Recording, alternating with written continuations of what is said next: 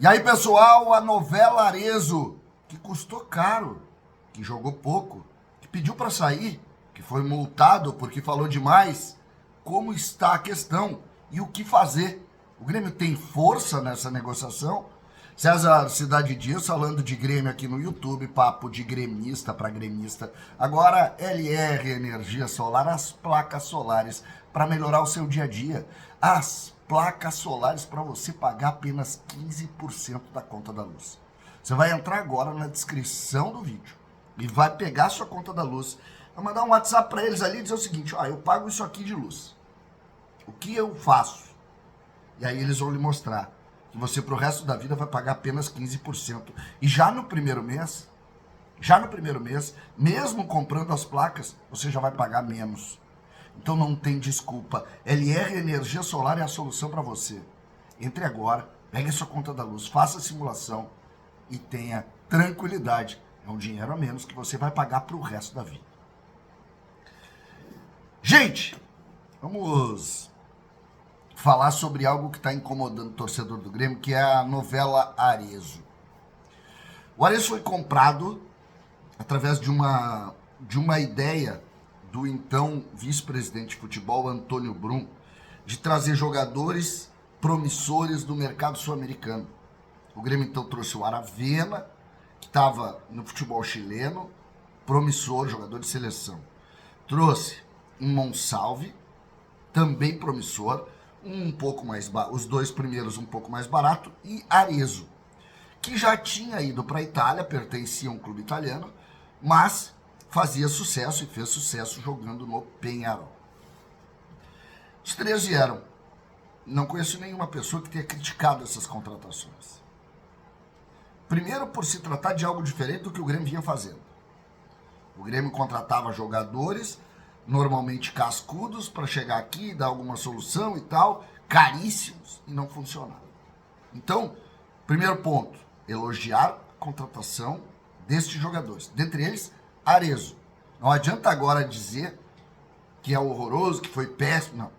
Ele pode vir a ser um péssimo negócio, mas quando ele foi feito, ele não era péssimo. E a gente precisa sempre contextualizar. Dito isso, nós vamos para a segunda parte. Ele não caiu nas graças do Renato. Ele fez um jogo lá em Caxias, logo depois da enchente. Entrou bem, a vitória, eu acho, o jogo. O Grêmio vence o jogo, ele entra, inclusive ele cava o pênalti. Ele entrou bem. Aí se pensou, pô, vai ter mais sequência. Acabou não tendo. Mas não dá, nesse caso, para se culpar o Renato. Porque depois veio o Quinteiros, deu uma outra oportunidade para ele e ele também não vingou. E depois veio o Mano, deu uma outra oportunidade para ele e ele também não vingou. Dito isso, o Arezzo perdeu valor. O Grêmio pagou 3,2 milhões de euros pela metade dos seus direitos econômicos. Ele perdeu valor. Só que ainda existe dentro do ambiente do futebol clubes que entendem nele uma solução. Um deles, o seu clube no Uruguai, o Peñarol, que foi basicamente o clube que determinou que ele viesse para cá, porque foi em cima de gols lá no Peñarol que todos ficaram, pô, ele vai resolver aqui como centroavante, como o cara que vai fazer gols, como diria o Adalberto Praz, os fazedores de gol. Então, o Peñarol começou a fazer uma gestão em cima do jogador para que ele forçasse a sua saída aqui. Agora imaginem vocês o outro lado da moeda. Nós já fizemos isso com jogadores. É preciso sempre dizer. Hoje está se dizendo, o Peñarol está sendo desleal.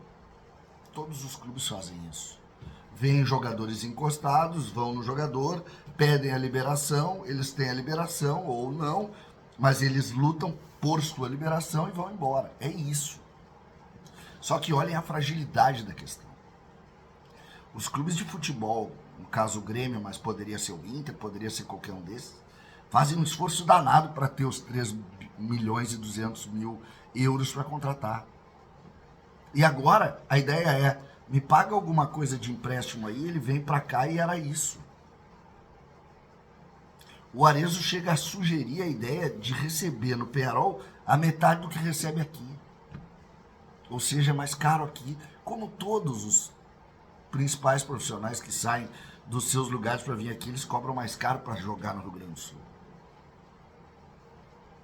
Acho que mais pela questão geográfica do que propriamente qualquer outra coisa. No caso dos uruguaios, eles pagam para jogar em outro país, porque sabem que no Uruguai não se paga nem a metade do que se paga aqui. Então, esse foi o quadro. E o Grêmio, em determinado momento, estava cedendo esse processo. Mas aí vieram algumas informações sobre entrevistas claras do jogador, dando conta da necessidade de sair. O presidente do Peñarol abrindo o jogo. Não, ele tá fazendo toda a força do mundo para vir para cá, elogiando para o público interno. Mas o público do Grêmio também olha. E aí se ofende. Então o Grêmio multou o jogador pelas entrevistas.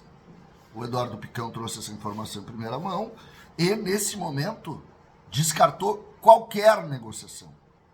Ou paga os 3.200.000 euros pelo jogador, ou não tem negócio. O Grêmio quer ser ressarcido do seu investimento. E aí surge algo diferente do que o Grêmio vinha fazendo nos últimos tempos. Essa era o Grêmio pensava apenas pelo futuro, que é deixar de pagar o salário por um tempo para diminuir a folha de pagamento. Mas pegava esse investimento que fez e rasgava. Isso aconteceu dezenas de vezes.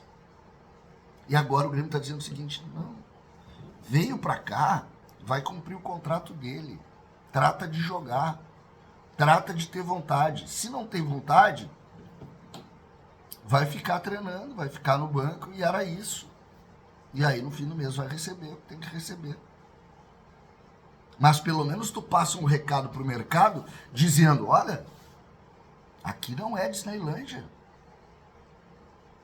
Que é o que parece quando a gente nota essas questões. O que parece é que aqui é uma Disneylândia. É que aqui o cara vem, faz o que quer, deixa o que quer, vai embora. Ah, o jogador, a vontade do jogador sempre na frente, do jogador. Sim, mas alguém paga o jogador. Se esse alguém quebrar, não tem jogador. E é isso que parece que está defendendo os dirigentes. Eu gosto dessa conduta. Ela dói neste momento, mas ela no futuro vai trazer mais credibilidade para o processo do clube. Principalmente para quem chega aqui e tenta e quer trabalhar e quer entender o ambiente mais correto. Me parece que essa é a principal situação e é algo que a gente precisa pensar. Não dá para rasgar dinheiro como se rasgou nos últimos tempos. Vai perder? Vai. Perdeu. Errou, entre aspas, errou. O jogador não é o que a gente imaginou? Aparentemente não. Agora, simplesmente olhar, tá, então deixa aqueles 3 milhões lá, deixa que a gente paga e vamos deixar de pagar o salário dele, que é melhor mesmo, e vai ele fazer a vida dele. Aí ele vai rindo da nossa cara. Fez aqui, ganhou um monte de dinheiro aqui, não chutou meia bola e sai rindo ainda. Isso está errado. Isso está errado, isso nós temos que mudar. É uma lógica que nós temos que mudar. Isso serve para a Grêmio, mas serve para todos os clubes, tá? Serve para o Inter, serve para todos. Eu lembro do Escoco, quando o Inter contratou, que chegou aqui: eu não estou com adrenalina para jogar aqui. Custou uma fortuna também. E tantos outros jogadores que nessa situação. Então, claro que a gente pode ir mais longe, mas tinham que saber o perfil do jogador, mas às vezes isso não é tão simples assim. O que é simples é o que está na nossa mão. O que está na nossa mão hoje, nós pagamos por um contrato. E nós não vamos simplesmente, na primeira pressão, dizer: não dá mais. Então, o jogador vai, enquanto isso vai se tentar administrar para que ele volte a ser solução.